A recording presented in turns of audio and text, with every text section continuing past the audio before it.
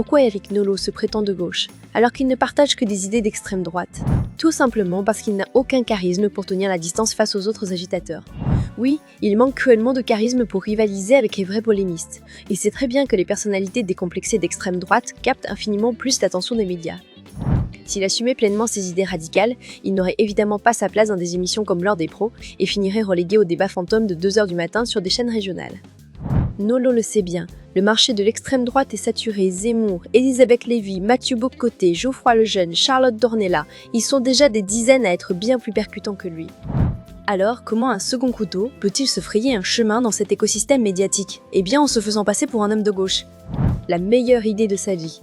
Éric Nolot, qui passe son temps à torpiller la gauche, tout en se faisant passer pour un homme de gauche, crée la polémique. Personne n'y croit, tout le monde se moque, tout le monde, non, sauf l'extrême droite, ses militants et ses électeurs. Il est ovationné dans leurs meetings, on lui réserve les meilleures places, il signe des autographes et accorde des selfies aux électeurs. Une vraie rockstar dans le milieu, le premier homme de gauche dans l'histoire de la gauche à recevoir autant de sympathie de la part de l'extrême droite. Après avoir accordé le prix du meilleur musulman de France à l'imam Chalgoumi, CNews accorde le prix du meilleur homme de gauche à Nolot. C'est du donnant-donnant. CNews a besoin de caution de gauche pour répondre aux exigences de l'Arcom, et lui, il a besoin de la télé pour exister. C'est un opportuniste qui surfe sur la vague pour rester sous les projecteurs, car il faut l'avouer, il aime ça la télé, le bougre.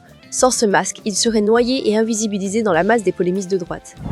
En résumé, Éric Nolot, c'est l'art de prendre des évidences de bistrot ultra usées et de les servir comme des révélations fulgurantes avec l'air inspiré du mec qui vient de percer le secret de l'existence. Et ça n'impressionne que les gens qui n'ont jamais ouvert un journal. Pour le reste, c'est juste un poisson rouge qui se prend pour un ouragan en faisant des cercles dans son bocal.